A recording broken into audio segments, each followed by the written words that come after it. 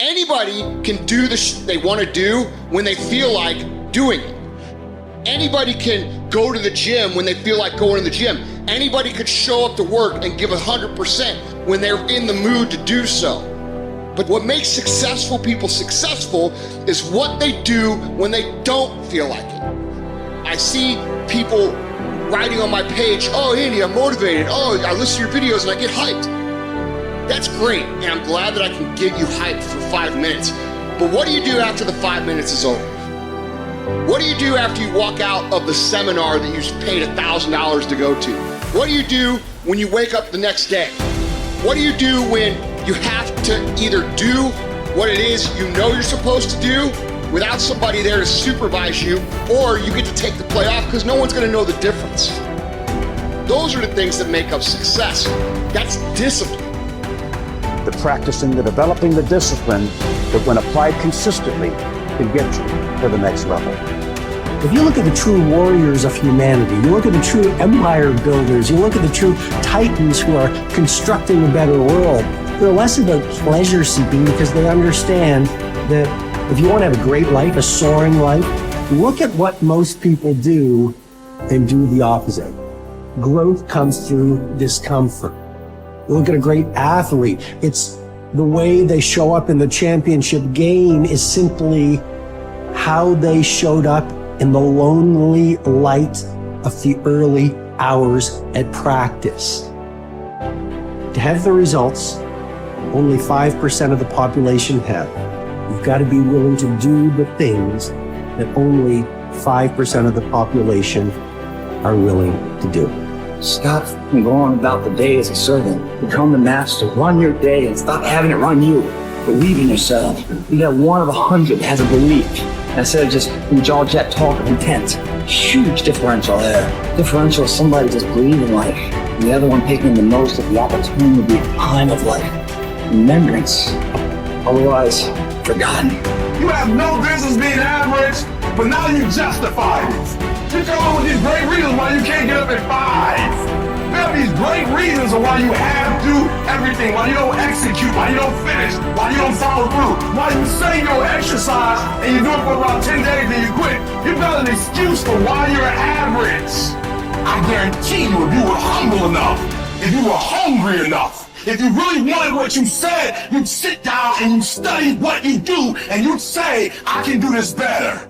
But I have not exhausted all my time. I have not exhausted all my resources. There's something missing. You're not where you're supposed to be. It's not going to take a lot, but it's a small gap. And the gap is called execution. If you want to execute just a little bit more, you'll be on a whole other level. And I'm telling you, you're not where you want to be financially. You are not the person you want to be. And you have not given yourself enough credit to say, I just need to get up a half hour earlier, and my whole life will change.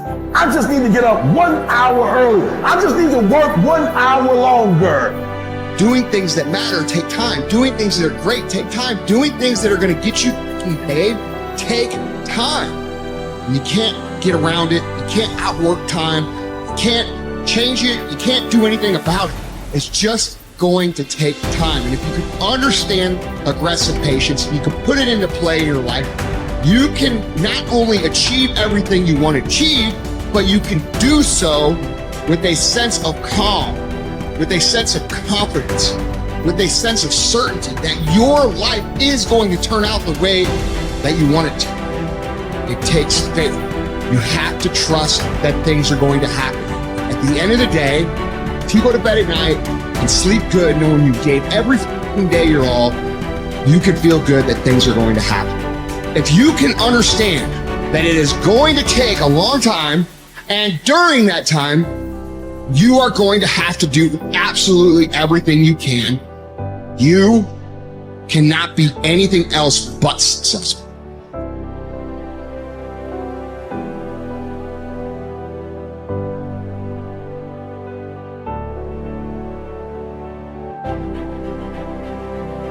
You need structure, you need predictability, and you need more of it than you think, just to keep you sane.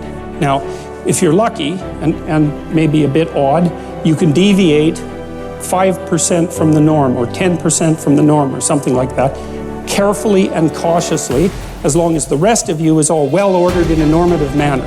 You might be able to get away with that, and you might be able to sustain it across time, and people might be able to tolerate you if you do it, or maybe you'll get really lucky and you happen to be creative but reasonably well put together, and people will actually be happy that there's something idiosyncratic and unique about you.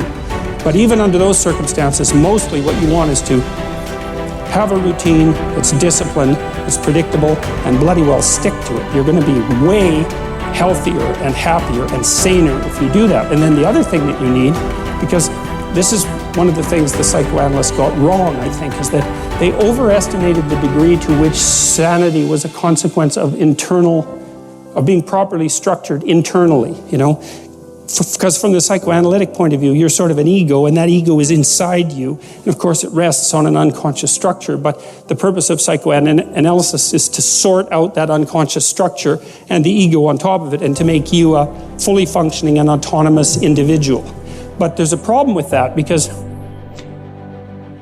the reason that you're sane as a fully functional and autonomous human being isn't because you've organized your psyche, even though that's important. The reason that you're sane if you have a well-organized unconscious and ego is because other people can tolerate having you around for reasonably extensive periods of time and will cuff you across the back of the head every time you do something so stupid that people will dislike you permanently if you continue. And so what people are doing to each other all the time, just non-stop, is broadcasting sanity signals back and forth, right? It's like you smile at people if they're not only behaving properly, but behaving in a way that you would like to see them continue to behave. You frown at them if they're not, you ignore them if they're not, you shun them, you roll your eyes at them, you manifest a disgust face, you don't listen to them, you interrupt them, you won't cooperate with them, you won't compete with them. It's like you're blasting signals at other people about how to regulate their behavior so frequently, well, it just makes up all of your social interaction. That's why we face each other, and we have emotional displays on our face, and we're looking at each other's eyes, and we know as much as we can about what's going on with each other, given that we don't have immediate access to the contents of their consciousness. And so partly what you're doing with your routine is establishing yourself as a credible, reliable, trustworthy, potentially interesting human being who isn't going to do anything too erratic at any moment. And everyone else is around there tapping you into shape, making sure that that's exactly what you are. And that's how you stay sane. And so what happens to people too, if they don't have a routine and they get isolated, is they start to drift. And they drift badly because the world is too complicated for you to keep it organized all by yourself. You just cannot do it. So we outsource the problem of sanity. And it's very intelligent that we outsource the problem of sanity, because sanity is an impossibly complex problem. And so the way that we manage the incredibly complex problem is we have a very large number of brains working simultaneously on the problem all the time. It's like a stock market for sanity. And it's partly, and I use that definition with purpose, because the stock market does the same kind of impossible thing, right? Because it tries to price things, which is impossible. How many things are there? Like 1 billion. How in the world do you decide what the price is? You can't decide what the price is. That's why you have a stock market. Well, in a free market, I mean for consumer goods, is everyone's voting on what the price of everything is all the time. And that's the way we figured out, because it's technically impossible. Understand. Your mind is weaker than your emotions, but you become aware of this weakness only in moments of adversity. Precisely the time when you need strength. What best equips you to cope with the heat of battle is neither more knowledge nor more intellect. What makes your mind stronger and more able to control your emotions is internal discipline and toughness. No one can teach you this skill. You cannot learn it by reading about it. Like any discipline, it can come only through practice, experience, even a little suffering. An active life serves the purpose of giving man the opportunity to realize values in creative work, while a passive life of enjoyment affords him the opportunity to obtain fulfillment in experiencing beauty, art, or nature. But there is also purpose in that life which is almost barren of both creation and enjoyment, and which admits of but one possibility of high moral behavior, namely in man's attitude to his existence, an existence restricted by external forces.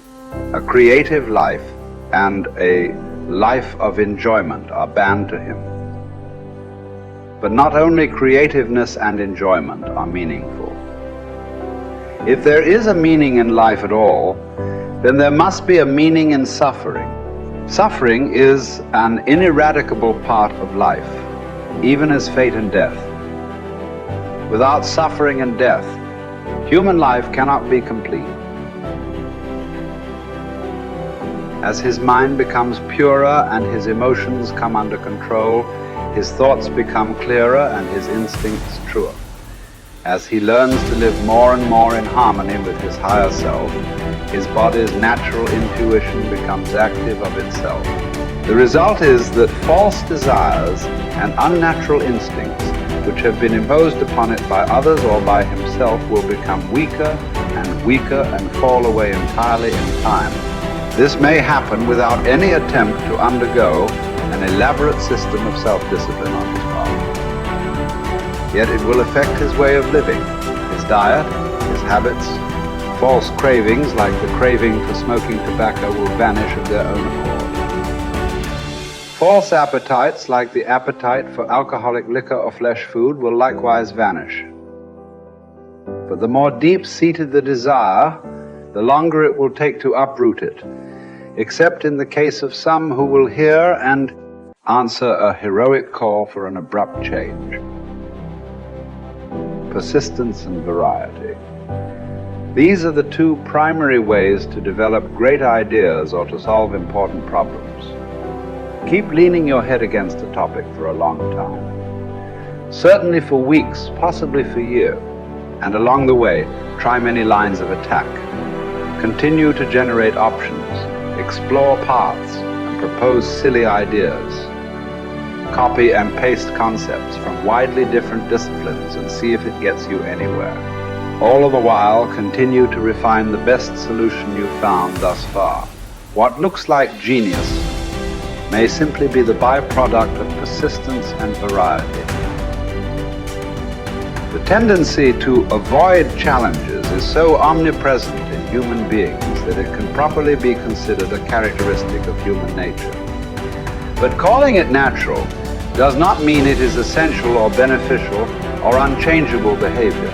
It is also natural to defecate in our pants and never brush our teeth. Yet we teach ourselves to do the unnatural until the unnatural becomes itself second nature. Indeed, all self-discipline might be defined as teaching ourselves to do the unnatural. Another characteristic of human nature, perhaps the one that makes us most human, is our capacity to do the unnatural, to transcend and hence transform our own nature.